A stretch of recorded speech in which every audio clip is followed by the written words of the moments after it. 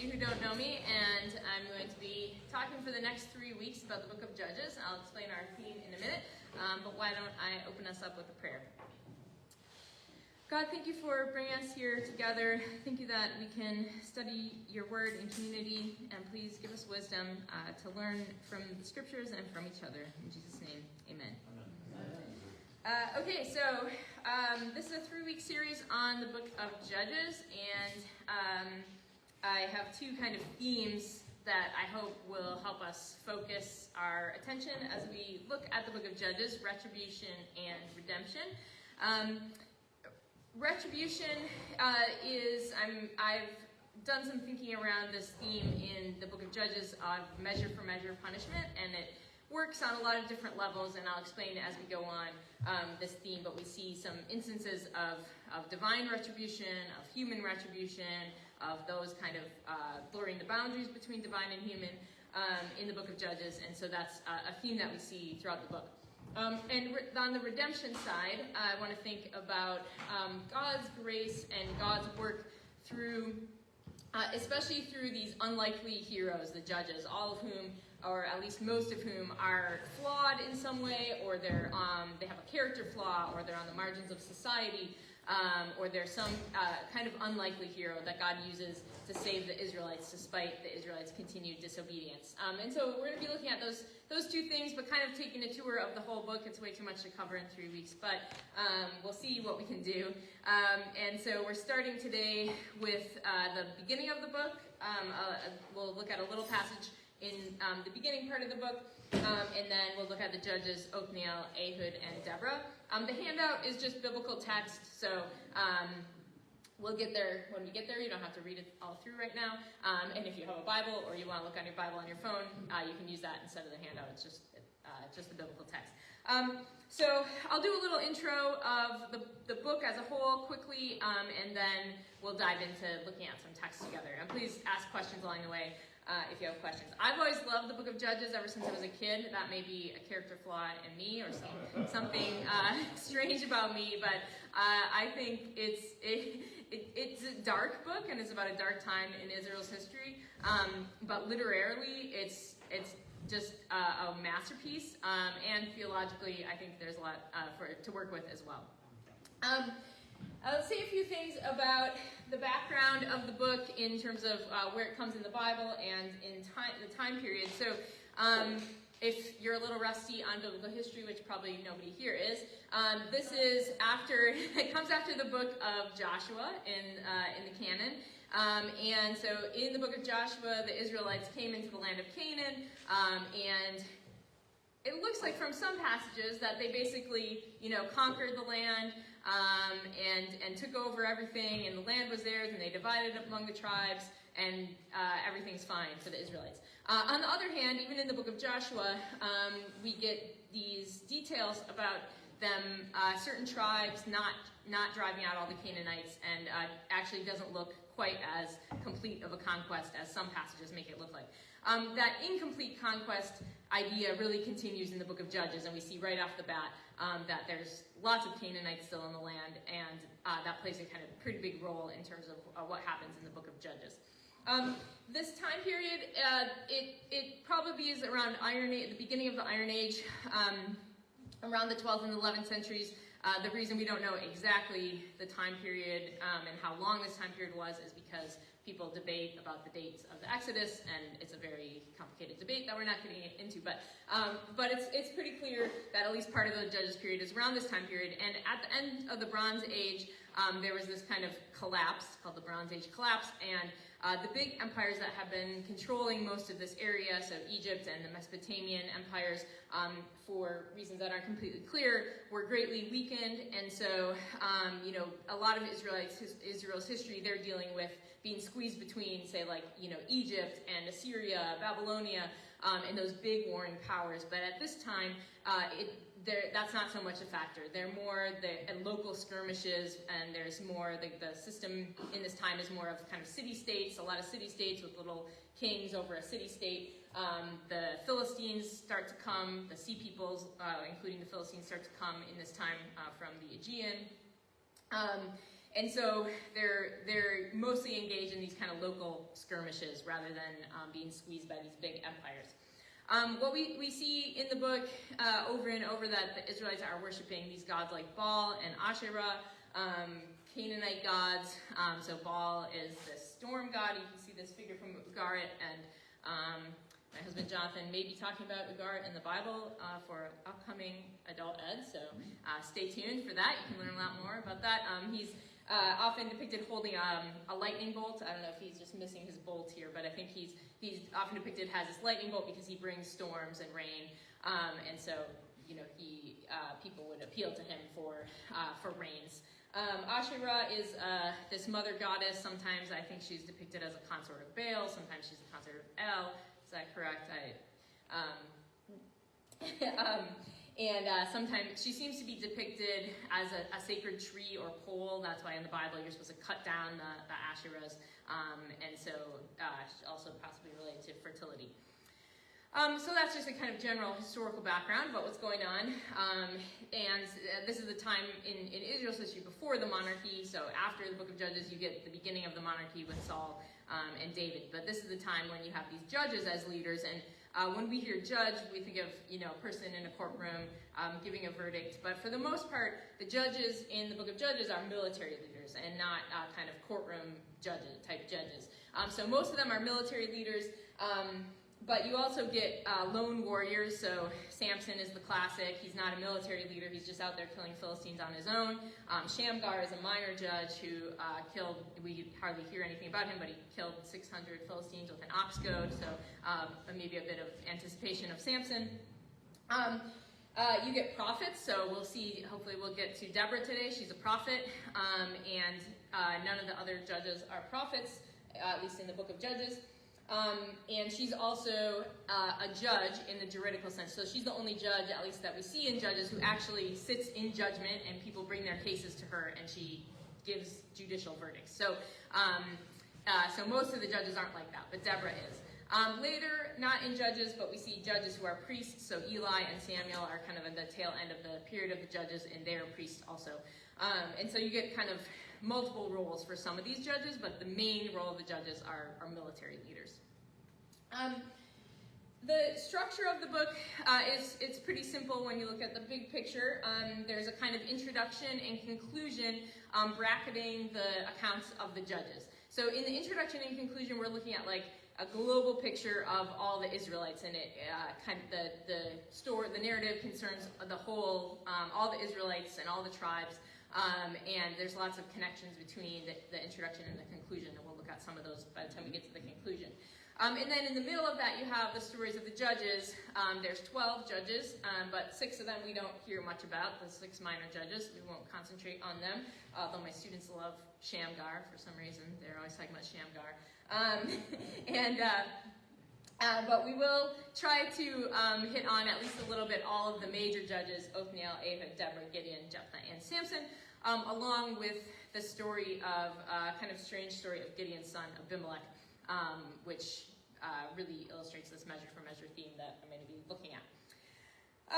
All right, just a couple more introductory things, and we'll look at some text to illustrate this. So once we open up the beginning of the book, we get this picture of Judah and Simeon, the two tribes, and it talks about them driving out the Canaanites. They're pretty much successful in this passage that we'll take a look at. But the other tribes, so Judah and Simeon, Simeon kind of gets absorbed into the tribe of Judah, and they're in the southern part of the land of Israel. The northern tribes, though, as you go on in chapter 1, pretty much don't drive out the Canaanites. And so that'll be kind of important for the book as it proceeds. And then we'll see a first little instance of this measure-for-measure punishment theme that we're going to look at. We'll look at this text in just a second.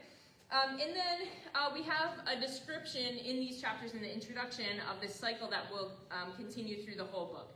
And so the cycle always goes, the Israelites worship other gods, and then they're oppressed by their enemies, they cry out to God, and then God raises up a judge to save them. And this, I think, introduces that theme of redemption, God saving the people, and often saving them through these unlikely heroes of the judges. So we see both of these things in this introduction. And so the first text we're going to look at, the first text on your handout is the opening of the book, the very opening, and it brings up this measure for measure theme. So I'll just read this through, you can look along, and then I'll say a few things about it. So the book opens after the death of Joshua. So Joshua has been this leader who's led them in the conquest. He dies. And the Israelites inquired of the Lord, who shall go up first for us against the Canaanites to fight against them? The Lord said, Judah shall go up. I hereby give the land into his hand. Judah said to his brother Simeon, come up with me into the territory allotted to me, that we may fight against the Canaanites. Then I too will go up with you into the territory allotted to you. So Simeon went with him. Then Judah went up, and the Lord gave the Canaanites and the Perizzites into their hand, and they defeated 10,000 of them at Bezek. They came upon Adoni-Bezek at Bezek, and fought against him, and defeated the Canaanites and the Perizzites. Adoni-Bezek fled, but they pursued him and caught him and cut off his thumbs and big toes. Adoni-Bezek said, 70 kings with their thumbs and big toes cut off used to pick up scraps under my table. As I have done, so God has paid me back. So how's that for an opening to the book? So as I said, Judah, the tribe of Judah, along with its brother tribe Simeon, they are able to drive out the Canaanites. This line, who shall go up for us first against the Canaanites? In this instance, we have the Israelites fighting against the Canaanites. They're able to drive them out. And as we'll see when we get to the conclusion of the book, though, the same phrase occurs, and they say, who shall go up with us? Who shall go up first against the Benjaminites? And it's in the context of this civil war between Israel and among the tribes of Israel. We'll get there later in the last week, but we have this instance of this phrase right at the beginning of the book where the Israelites are fighting the Canaanites, but by the end of the book, they're just fighting each other. So they capture this king, Adoni-Bezek, and here's this first statement of this measure for measure theme that we'll look at. He had cut off the thumbs and big toes of 70 kings, and he kind of accepts his fate by saying, as I have done, so God has paid me back. So interesting statement from this Canaanite ruler. He doesn't blame the Israelites for what happened to him. He says, this is what God did to me. Not clear whether he's talking about his God or, broader, Israel's God. In Hebrew, Elohim, the word Elohim is a general kind of generic word for God that could be about other gods. It could be about the true God. But he does attribute this idea to God, which is kind of interesting. And this will also anticipate this Abimelech story that we'll look at next time. Where we also have kind of 70 victims. Abimelech kills his 70 brothers. And so we have this ruler who kills 70 people and then kind of gets this retribution visited on his head. So I'll kind of bracket that measure for measure theme a bit, but it will become important, especially as we look at the stories of Gideon and Abimelech and Jephthah next time, and then the end of the book. But this beginning part is important to set it up. So then I want to look next at this next passage on the handout about Othniel. Othniel is considered the first major judge, but we only have a few verses about his judgeship, as opposed to so the other major judges get a lot more attention, a lot more space. But Othniel, I call him a model judge for two reasons. One is that this little narrative is just a kind of miniature model of the cycle that plays out and what happens in a lot of the stories of the judges as it goes on. So it's just kind of in miniature the story that kind of happens with all of the judges. He's also kind of a model judge in that he doesn't do anything wrong. He's a positive example, a model in that sense.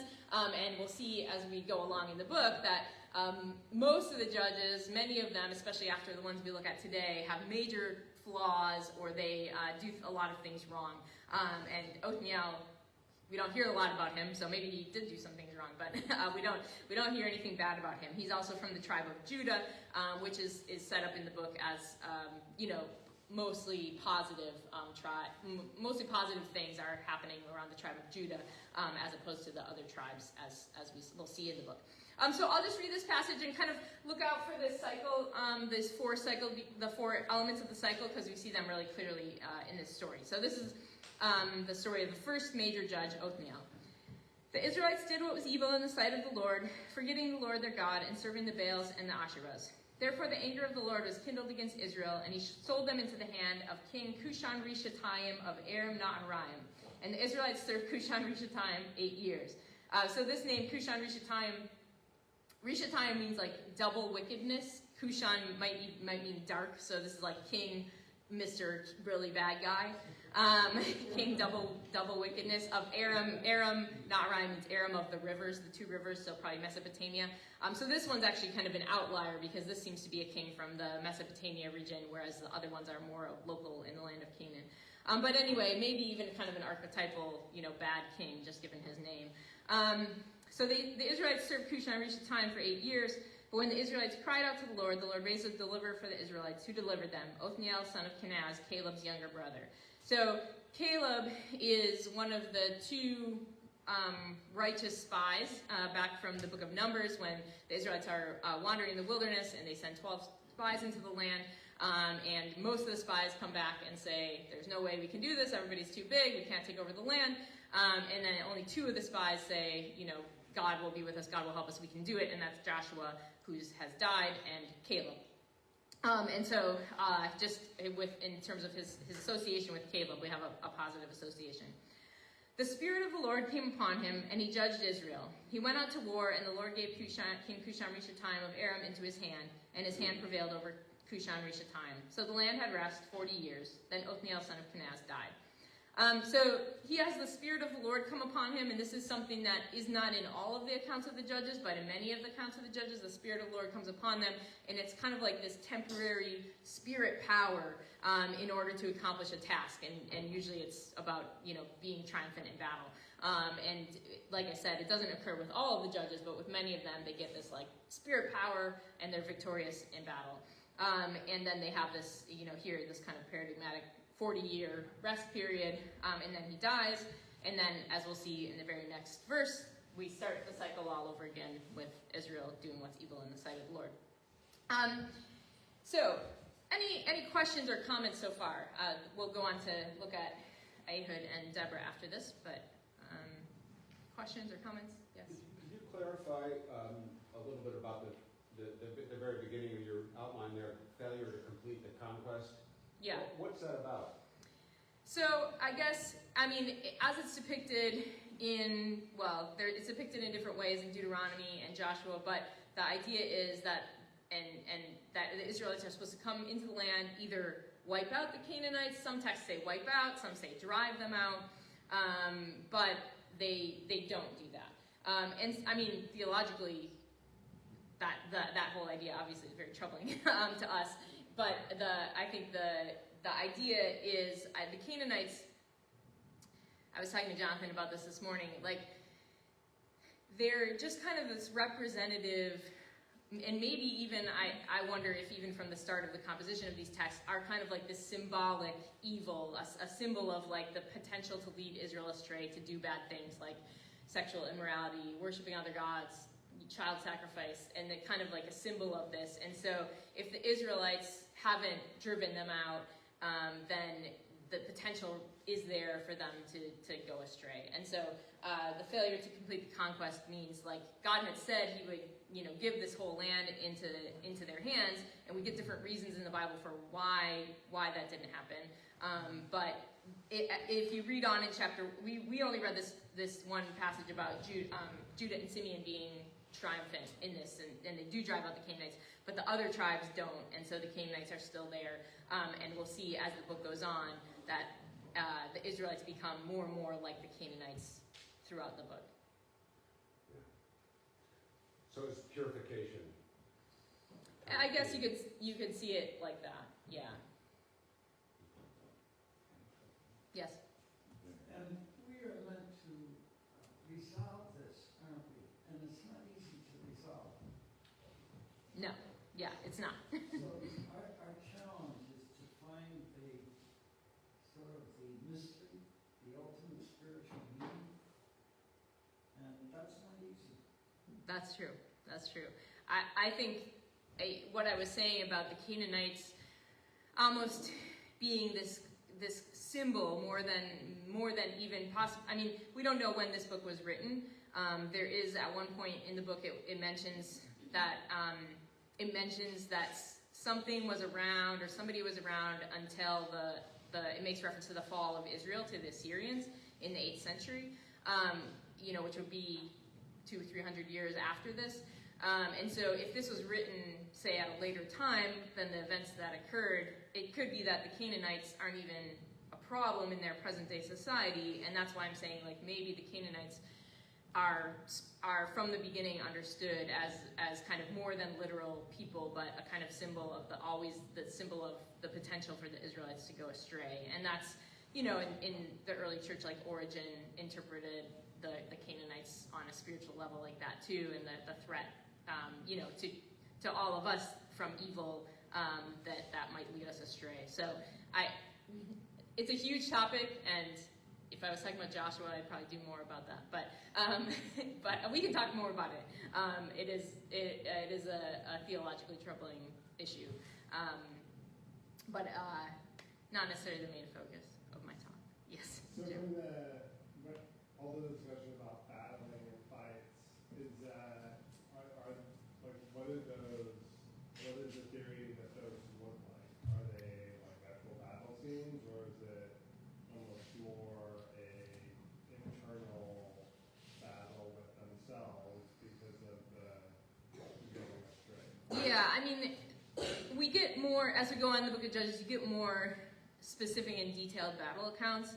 So I wouldn't want to say like it's all an allegory or something like that. Like clearly this is meant to be portrayed as a history in some sense, although not in the sense that we talk about history today. So I think there's an element that we're supposed to see this as like literally they're fighting battles. But I just and I think probably they did fight battles during this time, with local people. I think but in the case of the Canaanites, I think they're kind of like larger than life from the start as this kind of symbol of potential to lead Israel astray. But Israel certainly did have, like, I'm sure, battles with the people in the land that they were living around. Some of them were Canaanites, some of them are, as we'll see, Moabites, Ammonites, the people living around the Philistines living around the land. So the Canaanites are like portrayed as kind of the indigenous people of the land, in the main part of the land of Israel or Canaan.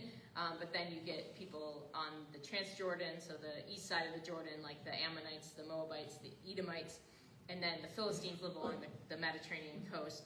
Philistines are a different story. They're from the Aegean, so they're not related in any way to the Israelites. But the Israelites, the Ammonites, the Moabites, and the Edomites, they're all like cousin people groups, as we see from like kind of some of the origin stories in Genesis, but also from their languages and stuff. It's all very closely related. All these people are very like ethnically and culturally closely related in the land. So part of these might be just part of them at some point in the text. The composition of the text might be like wrestling with the idea of like, okay, who's an Israelite? What does it mean to be an Israelite? How can we maintain our identity? Those are all way bigger questions than I'm prepared to talk about, totally. So recognizing the last words you just spoke, Yeah. I'm not trying to get you off topic. That's okay. But it would seem that there are a whole lot of parallels between Judges and our lived experience Yeah. today. Are there some particular object lessons for how we might live our lives as Christians, citizens of one kingdom and inhabitants of another, that we can draw from this book? Yeah, I'm glad you asked that question, and I meant to say something at the beginning that I hope you will keep those kinds of questions in mind. I do think as we look at this book, we can think about various issues that we could think about in today's world: leadership, what it means to be a leader, how God can work through flawed people, but also issues of justice and retribution when we take things into our own hands, when we ask God to bring justice on a particular situation. And I think we can think through this in terms of how Christians live within political systems and nations, and where we're aligned and not aligned sometimes with the overall powers. So I think I would just like us to keep those questions in mind for now, and think about them as we look at the text, and then I'll try to come back to them. Thank you. Yes, Bruce. Joanna, I'm really hard of hearing. Could you slow down just a little bit? Because this is a lot of good content. I just don't want to miss anything. Yes, thank you. All right, should we go on to Ehud? All right, what I want you to do is take a few minutes to read this text. It says Ehud, a left-handed son of the right hand. And I'll just tell you why I call him that. So Ehud, as you see in verse 15, he's a Benjaminite. He's from the tribe of Benjamin. And Benjamin means son of the right hand. And so when it introduces Ehud, it says, in verse 15, it says, Ehud, son of Gera, a son of the right hand, impeded or handicapped in his right hand. That's what in Hebrew, there's not a word for left-handed. It says he's like restricted or impeded in his right hand. So he's a son of the right hand. That's what Benjamin means, impeded in his right hand.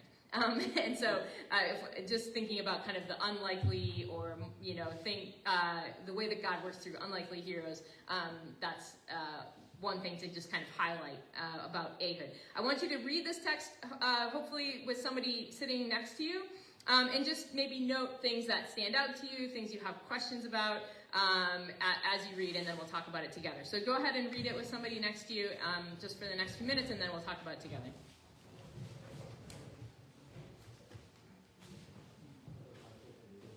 So you don't want us to read it aloud. Yeah, read it aloud with somebody, yeah. Okay.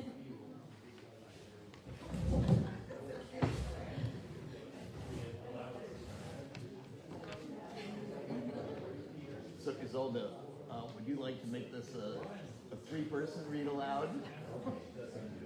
I think the numbers make that advisable. Should we do several verses at a time? The Israelites again did what was evil in the sight of the Lord. And the Lord strengthened King Eglon of Moab against Israel, because they had done what was evil in the sight of the Lord. In alliance with the Ammonites and the Amalekites, he went and defeated Israel, and they took possession of the city of palms. So the Israelites served King Eglon of Moab 18 years. Want to go through 17, Ezra? Sure. Wow. When the Israelites cried out to the Lord raised up from them a deliverer, Ehud, son of Gera, of Benjamin, a left-handed man. The Israelites sent tribute to King Eglon of Moab. Ehud made himself a sword with two edges, a cubit in length, and fastened it on his right thigh under his clothes. Then he presented the tribute to King Eglon of Moab. Now Eglon was very fat. You want to do Isolde 18 through 20? You want to read 18 through 20? Don't call on me. Okay, we'll just have the two of us do it, and you'll listen. Can you hear us? Yeah. Yeah, okay. When Ehud had finished presenting the tribute, he sent the people who carried the tribute on their way. But he himself turned back at the sculptured stones near Gilgal and said, I have a secret message for you, O king. So the king said, silence. And all his attendants went out from his presence. Ehud came to him while he was sitting alone in his cool roof chamber and said, I have a message from God for you. So he rose from his seat. Then Ehud reached with his left hand, took the sword from his right thigh, and thrust it into Eglon's belly. The hilt also went in after him, and fat froze out the blade, for he did not draw the sword out of his belt, and the dirt came out. Then Ehud went out into the vestibule and closed the doors of the roof chamber on him and locked it. After he had gone, the servants came. When they saw that the doors of the roof chamber were locked, they thought he must be relieving himself in the cool chamber. So they waited until they were embarrassed. When he still did not open the doors of the roof chamber, they took the key and opened them. There was their Lord, lying dead on the floor. Well, that's quite a narrative. Take another minute or two just to talk about what stands out to you with your partner or group. So I'm struck by, in verse 22, the fact that after he leaves the sword in the belly of the fat man, dirt comes out. Does that seem odd? I suppose it's like meant to be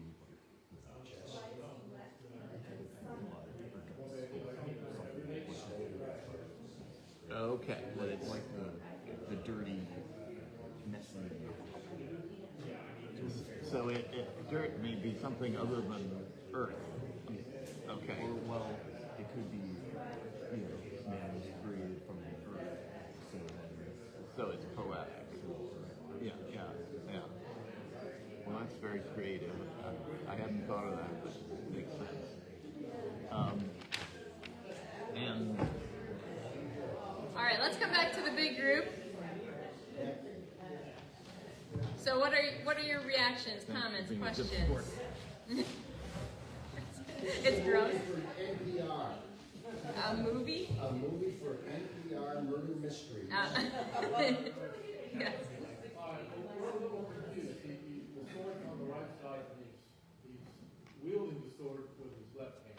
Yeah, so I think when he brings the tribute to the king, or is talking to him with saying he has a message, I think the idea is that the king would expect anything suspicious to be coming from the right hand, and so maybe he's even doing something with his right hand, shaking his hand, or I don't know if they did that, but doing something. He grabs the sword like this, like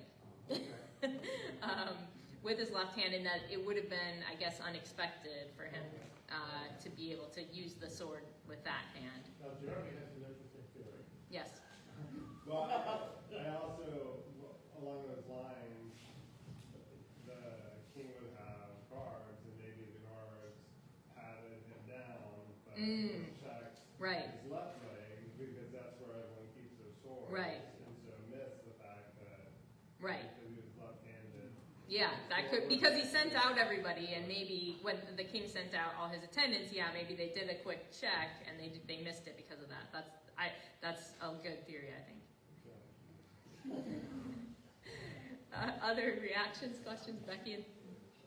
We were both wondering, what is this emphasis on left-handed and right-handed, and why is that even talked about? Yeah, I mean, I think part of it is because I think when it's first introduced, you're supposed to wonder, what is that about? Why is it even mentioned? But I do think as it goes on, I do think it's something to do, there was some ability he had of an element of surprise or something they didn't expect, or they checked the wrong side for weapons, like Jeremy said, that the left-handedness, although probably in that culture, just like our culture, was not common, or not as common, and maybe in a lot of cultures left-handedness has had a negative connotation. So maybe true in this case too, and all the more so because he's in this tribe that means son of the right hand. And so you think it's a negative thing that he's left-handed, and it turns out to be somehow the way that he is able to get the sword and kill the king unexpectedly. So I think it's kind of like his weakness, and it's expressed as a weakness in his right hand. He's handicapped with regard to his right hand, and turns into strength. And actually, in Hebrews 11, when it talks about the judges in the Hall of Fame in Hebrews, it says, it has the phrase that God turned their weakness to strength. It's a whole list of things that God did through the judges and others, but something like, their weakness became strength. And so this is maybe a good example of it looks like a weakness. He's handicapped in his right hand, and it turns into his strength. It's the reason that he's able to kill the king. That's what I think.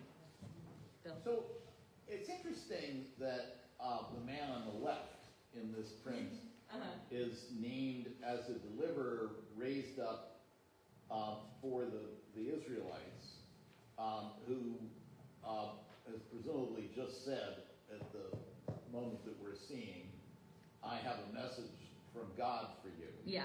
So he's naming his mission and intrinsically his identity.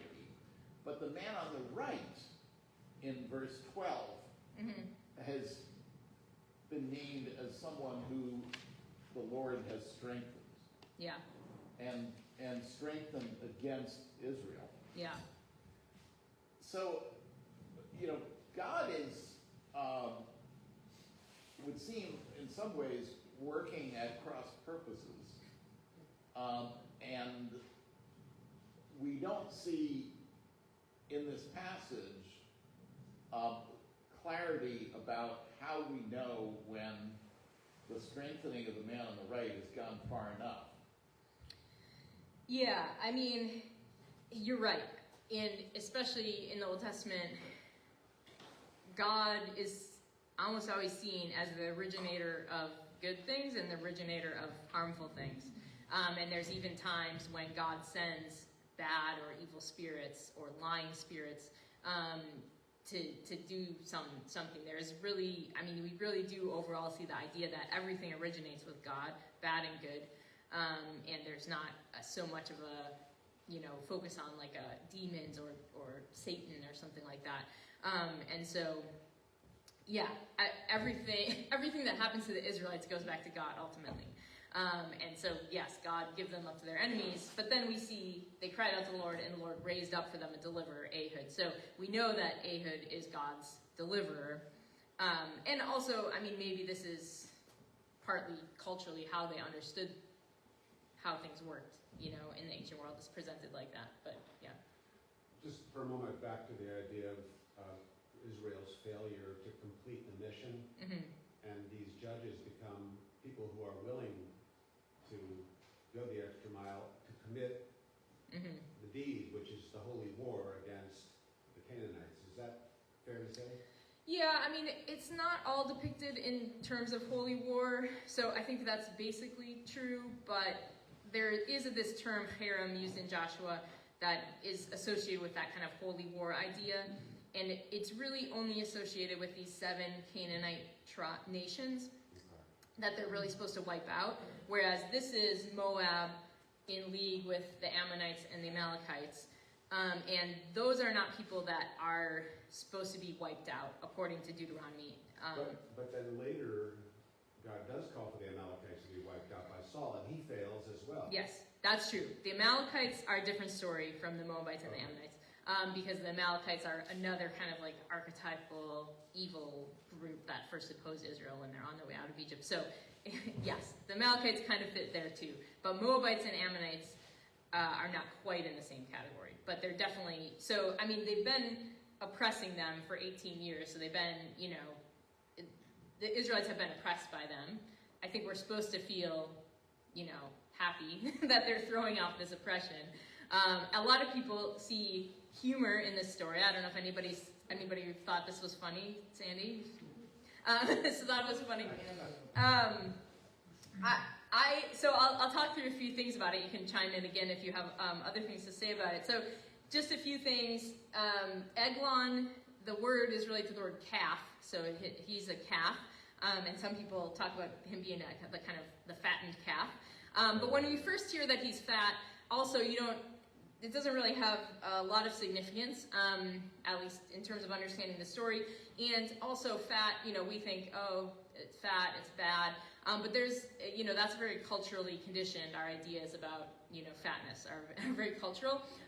It could be, this word, bari in Hebrew, could be healthy, sometimes used like in Pharaoh's dream in Genesis, in the Joseph story, when he sees the cattle, they're healthy, they're fat, because they're healthy. So it could be healthy, it could be kind of, like stout and strong. There's some ambiguity. And later, I didn't put this verse in, but after Ehud escapes, he musters the army and they go to the battle. with the Moabites, and it says that they kill all these Moabite people. This is in verse 29 if you have a Bible. And it says they're all, a different word for fat, shaman. All of the warriors are fat.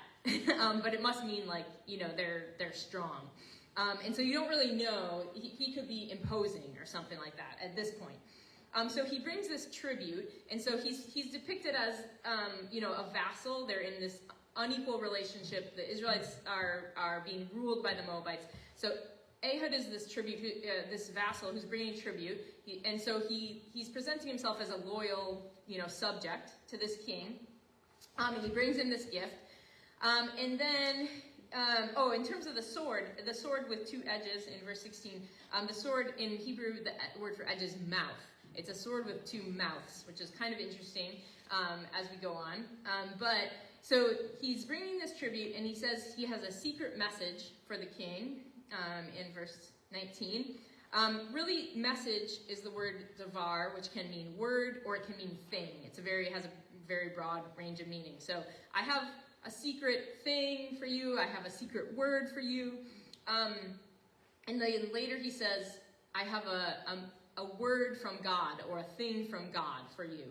So it's a little vague, but what Eglon is probably expecting in this time when a vassal would come and bring tribute, and if he says he has a message from God, what Eglon is probably expecting is some kind of oracle that Ehud's God has given him that supports Eglon's reign. So Eglon he's just gotten this gift, the tribute. He's probably expecting Ehud to say, like, I have an oracle that God says, you are the rightful ruler of the Israelites, or something that we see from kind of other ancient Eastern sources, that might be the kind of thing he's expecting. So he thinks he's going to get this word from God confirming his rule, probably.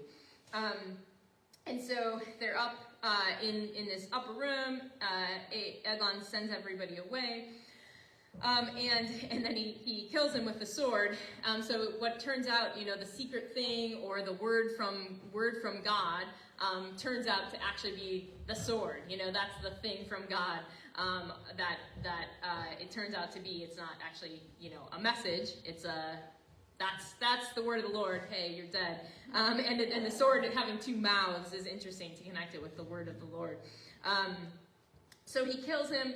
And all this language about the fat closing over the blade, those words for fat is used a lot in sacrificial context. So some people think, and then we have this Eglon, his name means calf. So some people think he's presented as a kind of sacrificial offering almost now, that he's, this calf who's now killed, and that he's, almost like a sacrifice. And so what turned out to, what maybe he started out being this kind of imposing, threatening figure, now he's just, a kind of killed sacrificial animal. And then when it says the dirt came out, that word parshadona, it's a rare word, but most people think it's like feces, like that is coming out, which it would tie in with the servants waiting outside the door and thinking that he's relieving himself. If they're smelling something, that might be another reason why they think he's using the bathroom. And so in the end, and then Ehud is able to leave, and the words are the same when it says the dirt came out. In Hebrew it says vayetze ha-parshadona, and when Ehud goes out the vestibule it says vayetze ha-misterona. It like rhymes, the parshadona, misterona, and the same word is used. So the poop goes out, Ehud goes out, and Ehud is able to escape and muster the army while the servants are all waiting with embarrassment outside the door. And then they come in and their master is lying dead on the floor, and Ehud takes advantage of this time to run away. So, if we think about like this, this people who have been oppressing Israel for 18 years, and who knows what that means, exacting tribute, taking their food, killing people, who knows. But the Israelites have been oppressed from them for 18 years, and then you have this, maybe unlikely hero Ehud who's able to sneak in and kill their opposing king, and the guy is totally incapacitated, and his servant, and the servants don't even realize. The people who are supposed to be probably guarding him and supporting him don't even realize. And then the Israelites are triumphant in the end. I think, like, according to the narrative, like they are probably, I think, poking fun at him, and it's written to make fun of this king who was oppressing the Israelites, and you're supposed to feel like, happy that this guy is no longer around to oppress them, and that this, underdog hero was able to defeat him. We might not have the same reaction today, but I think it's a funny story. And yes. So is one theory that he was actually going to the bathroom when Ehud came in, or is... I don't think so, because he's sitting down. I don't think, but there must have been a possibility. Maybe he had some kind of facilities there, in the same room or nearby. But I don't think it's likely that he would have actually been doing that when, he's rising from his seat. He wants to hear the secret message. So I think it's just in all the bodily functions that happen when Ehud, kills him. It just gets messy. Jonathan. It's two quick unrelated things. One is that, if I remember correctly, the word for tribute is also the word for grain offering. So Yeah. Is that history? Yes, people definitely bring that up in terms of all the sacrificial language, and that is the word for offering in a sacrificial context. Yeah. Saying that they're fattening up the calf as Right. well. Yeah. But the other thing, apropos of Bill's comment about, this is a theological question or conundrum of is God's doing these kind of cross purposes. There's a really poignant example of that with Pharaoh in the Exodus story, where he's saying famously Pharaoh hardened his heart and wouldn't let the people go. But then in Exodus 10:20 it says God or the Lord hardened Pharaoh's heart, which is extremely striking. And then so they're both going on, and the question is like, what's the relationship between those two things? Right, and there's actually more instances of Pharaoh hardening his own heart in the first half of the plague narratives, and more instances of God hardening Pharaoh's heart in the second half.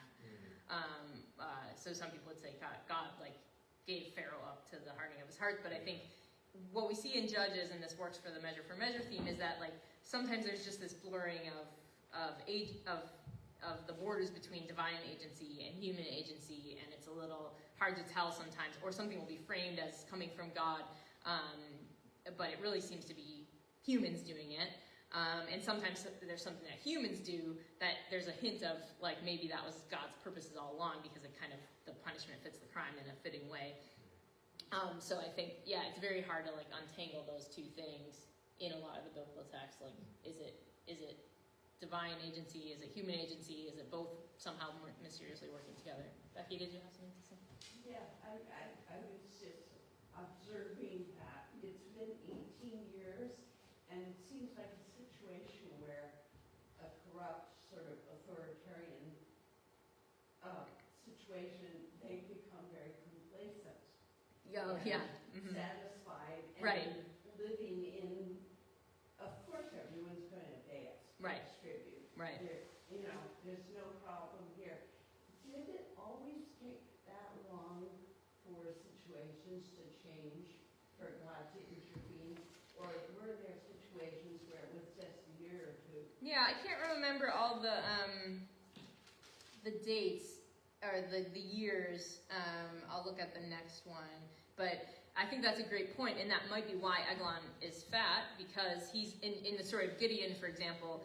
The Midianites are the oppressors, and they're taking all the grain, and Israel has to hide their grain in order to hold on to any of it. And so probably one of the main things that a kind of nation who's in power is going to do is take tribute, take taxes, and when people are already living on the edge, they're probably taking food from the Israelites, and he's maybe literally gotten fat from that, and maybe, but also in a more, that he's gotten complacent in that. So the next one in chapter 4, it says it was 20 years until Deborah, God called Deborah. So I won't look through all of them, but that is something to look out for. How many years does it say that the other nations were in power?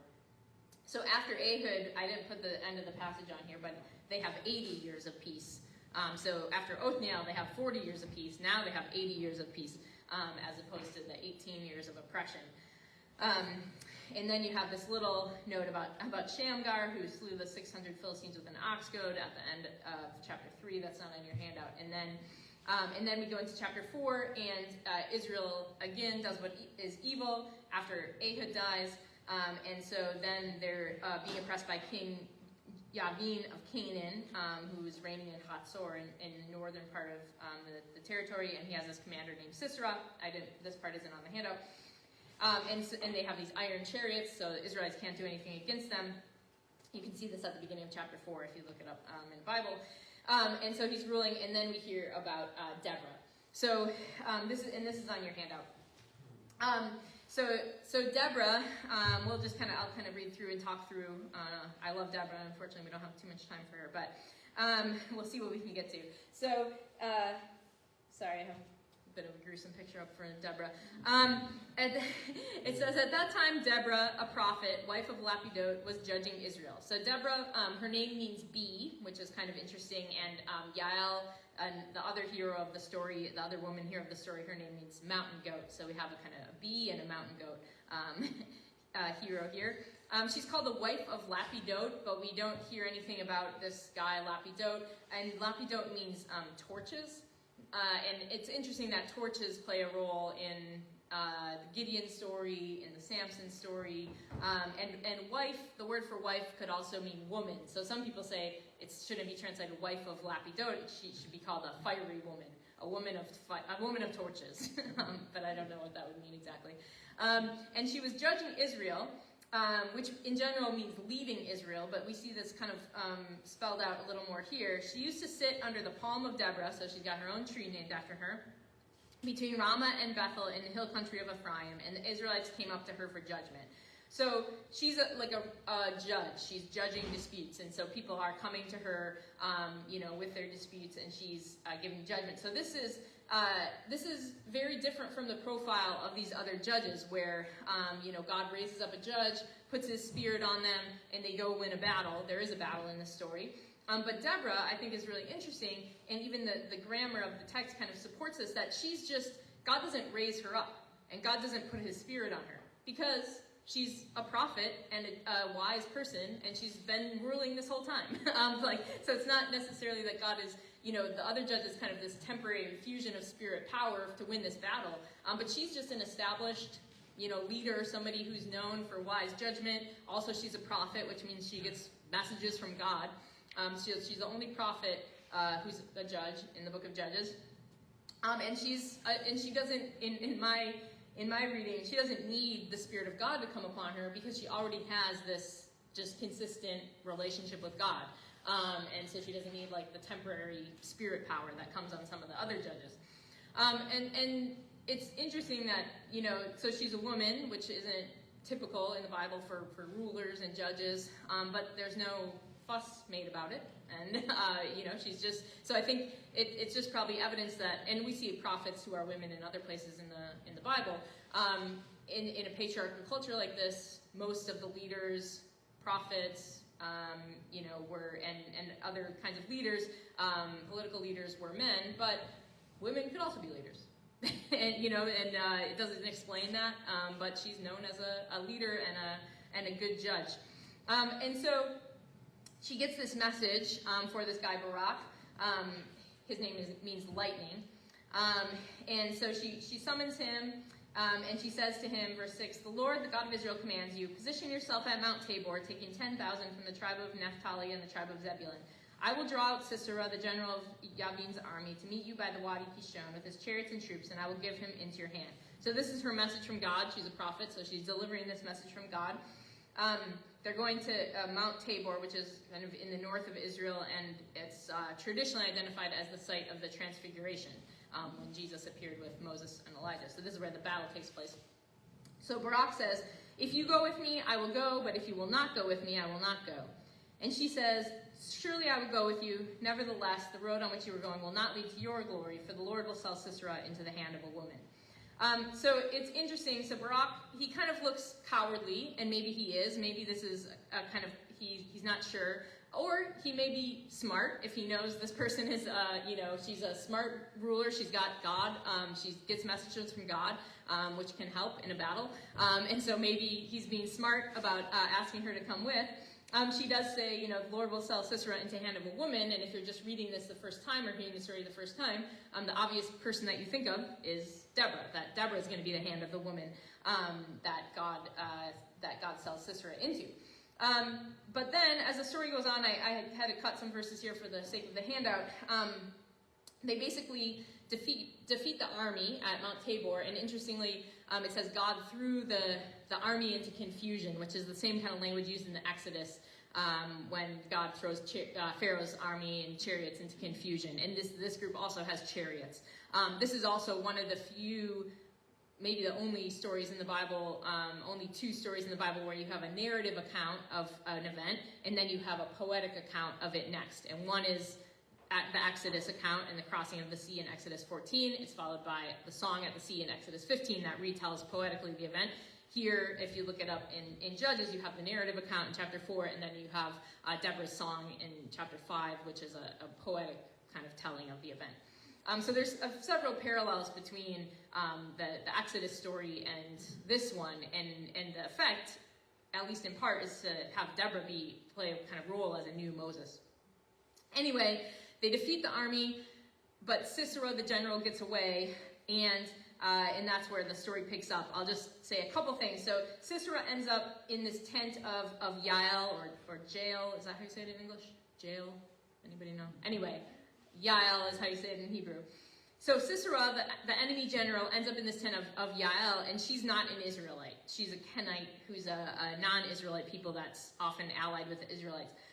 But Sisera thinks that he's going to an ally because right now the Kenites are allied with his people. And so he's going to a friend, and actually the friend is named Heber, which means friend or associate. So he thinks he's going to a friend's house or tent to escape. She has him come in, she tucks him in, she's like acting like a mother. He asks for water, she gives him milk to drink, she tucks him in, he falls asleep, and then in 21 it says, Yael, the wife of Heber, took a tent peg and a hammer in her hand and went softly to him and drove the peg into his temple, and it went down into the ground. He was lying fast asleep from weariness, and he died.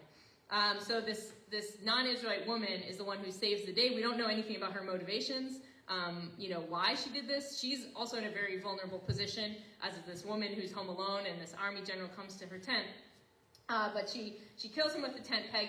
The word that, when it says she drove the tent peg into his head, it's the same verb as the verb when Ehud thrust the sword into the belly. And so he dies. Barak comes. So Barak is the army general. He comes in the tent, and there's Sisera lying dead, the tent peg in his temple. It's really the same language. If you look up in verse 23, in Hebrew, it says this word, hine, which means like, hey, look, hine, their Lord is lying dead. The hine, lying dead, is the same phrase in the Ehud story as it is here. Hey, look, the guy's lying dead. So the woman whose hands the enemy falls into ends up being Yael, and not Deborah. And so not even an Israelite who has helped them out. And then, there's so much more to say about this, but in the poem that comes next, they talk about the Wadi Kishon wiping the army away. It's kind of like the Red Sea again. Deborah is called a mother in Israel, so it's interesting with this kind of mother imagery, and Deborah is this mother hero in Israel. I won't say more because we're out of time, but I'm happy to take some thoughts and questions if anyone wants to stay and talk, or we can pick it up next time. There you go. Sorry to end on that tent peg part, but.